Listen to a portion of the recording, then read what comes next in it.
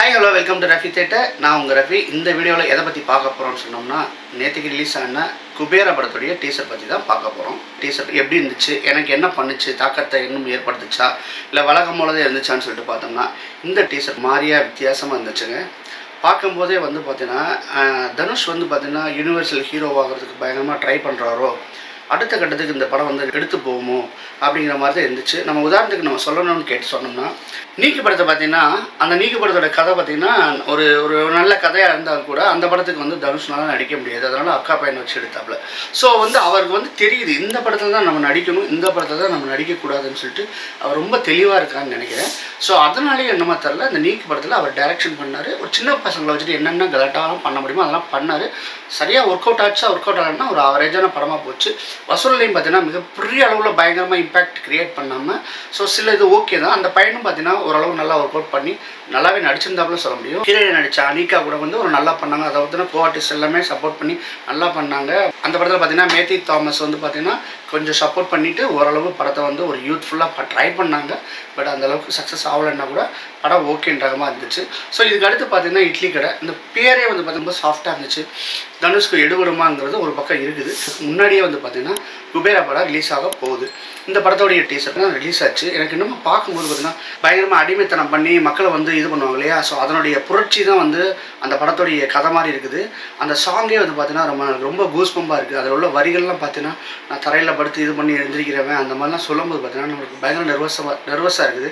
இது வந்து பார்த்தீங்கன்னா தனுஷ்க்கு வந்து பயங்கரமான ஒரு பேரை எடுத்து கொடுக்கும்போது சந்தேகம் இல்லை. இதுக்கு சப்போர்ட்டிங் ஆர்டிஸ்டாக நாகார்ஜுனா வேறு பண்ணியிருக்காங்க. அவர் பார்த்தீங்கன்னா பயங்கரமாக இருக்கார், ஃப்ரேம் பை ஃப்ரேம் பயங்கரமாக இருக்கார். ஸோ இதில் வந்து நல்லாவே தெரிஞ்சு போச்சு இது என்ன பண்ண போகிறாங்க அப்படின்னா, இந்த குபேராவுடைய கதை என்னவாக இருக்கும் அப்படின்னு பார்த்தீங்கன்னா, வழக்கம் போல் வந்து இந்தியாவில் வந்து பார்த்தா கனிம வளங்கள் வந்து ரொம்ப அதிகமாக இருக்குது. ஒரு காலத்துலேயும் பார்த்தீங்கன்னா பாலாறும் தேனாரும் ஓடுனதுன்னு சொல்கிறாங்க. தமிழ்நாடே வந்து அப்படிதான் இருந்திருக்குது. அந்தளவுக்கு செல்வம் வந்து கொளிச்சுக்கிட்டு கிடந்த காலகட்டமில் அந்த மாதிரி காலகட்டத்தில் வந்து பார்த்தீங்கன்னா அவன் வந்து கார்பரேட்காரை வந்து என்னென்னலாம் பண்ண முடியும் பண்ணிட்டான். ஆனால் அந்த மண்ணில் உள்ள வளத்தை வந்து நம்ம வந்து எடுத்துட்டோம்னா நம்ம பெரிய அளவில் பேசப்படுவோம். அதுதான் பார்த்தீங்கன்னா 1000 கோடி 2000 கோடி 3000 கோடி க்ரோஸ் வந்து பார்த்தீங்கன்னா தௌசண்ட்ஸில் வந்து நம்ம பிஸ்னஸ் பண்ணலான்னு சொல்லிட்டு அதை வந்து எல்லாமே டார்கெட் பண்ணுறாங்க. அதுக்கு வந்து பல நாடுகள் வந்து அதுக்கு வந்து இன்வெஸ்ட் பண்ணுறதுக்கு தயாராக இருக்கிறாங்க. அந்த மாதிரி ஒரு கார்ப்பரேட் கம்பெனி வந்து பார்த்திங்கன்னா இந்தியாவில் வளத்தை சுரண்ட வர்றாங்க. அதே மாதிரி பார்த்திங்கன்னா தமிழ்நாட்டில் ஏதோ ஒரு இடத்துல வந்து வளத்தை சுரண்டும் போது அங்கேருந்து ஒரு புரட்சி கிளம்புது. ஸோ அதை வந்து நாகார்ஜுனா லீட் பண்ணுவார்னு நினைக்கிறேன். அதுக்கு அடுத்த ஜென்ரேஷன் யார் தனுஷ் பண்ண போகிறான்னு நினைக்கிறேன். இந்த கனிம வளத்தை திருட வந்த கார்ப்பரேட் கம்பெனிக்கும் பாமர ஏழை இருக்காங்க இல்லையா, அவனுக்கும் இடையில் வந்து என்ன நடக்குதுங்கிறது இந்த படத்தோட கதையாக இருக்கும். கதை பார்க்கும்போதே நமக்கு வந்து நம்ம மண்ணோட ஒட்டின கதையாக இருக்குன்னு தெரியுது. இதனாலே வந்து தனுஷ் வந்து இந்த படத்தை நடித்து இந்த படத்தை வந்து கொண்டு போய் மக்கள்கிட்ட போய் சேர்த்துன்னு சொல்லிட்டு ட்ரை பண்ணுறாங்க. அதுக்கான நல்ல முயற்சியாகவே இந்த படத்தில் வந்து ட்ரைலரில் வந்து தெரியுது. உங்களுக்கு பார்க்கும்போதே சரி ஒரு கூஸ்பம் மூமெண்ட்ஸ் இருந்துச்சு. நம்மளுக்கு என்னென்னா இதெல்லாம் வந்து வச்சு கணக்கிடும் போது வந்து பார்த்திங்கன்னா மக்களுக்கு வந்து ஒரு விழிப்புணர்ச்சியை கொடுக்கணும்னு சொல்லிட்டு எடுக்கப்பட்ட படமாக தான் இருக்குது. இதெல்லாம் வந்து பார்த்திங்கன்னா இது மாதிரி படங்கள் வந்து பார்த்திங்கன்னா பெரிய அளவில் ஓடுமா ஓடாதா அப்படின்ட்டு தெரியாது. ஆனால் இந்த மாதிரி படங்கள் தான் வந்து பார்த்திங்கன்னா பேன் இண்டியா படமாக வரும். ஏன்னா வந்து இது வந்து பார்த்திங்கன்னா நம்ம தமிழ்நாட்டுக்கும் பொருந்தும், கேரளாவுக்கும் பொருந்தும், கர்நாடகாவுக்கும் பொருந்தும், குஜராத்துக்கும் பொருந்தும், ஜார்க்கண்டுக்கும் பொருந்தும், டெல்லிக்கும் பொருந்தும். ஏன்னா அந்த கதை வந்து பார்த்தீங்கன்னா எல்லாருக்குமே தெரிஞ்சுக்கிறது. எல்லா இடத்துலையும் உள்ள மண், இந்தியாவுடைய மண் வளம் வந்து பார்த்தீங்கன்னா இந்த மாதிரி தான் கார்பரேட் கம்பெனிக்காரங்க சுரண்டிட்டு இருக்காங்கிறத தெளிவாக சொல்ல போகிறாப்புல. ஆனால் இதுக்கு எந்த அளவுக்கு வந்து கார்ப்பரேட் கம்பெனிலேருந்து எதிர்ப்பு வரும்ன்றது இப்போ வர தெரியலை.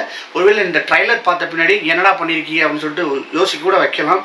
இதையும் தாண்டி வந்து இந்த படம் வந்து வெளியில் வந்துச்சுன்னா உண்மையிலே நல்லாயிருக்கும்னு நினைக்கிறேன். தனுஷ்க்கு வந்து முதல்ல வாழ்த்துக்கள் சொல்லிக்கணும். ஏன்னா இந்த மாதிரி ஸ்கிரிப்டை தேர்ந்தெடுத்துட்டு நம்ம தமிழ்நாடு மக்களாவது ஓரளவு புரியும்னு நினைக்கிறேன். இந்த மாதிரிலாம் நடந்துக்கிட்டு இருக்குன்னு புரியும்.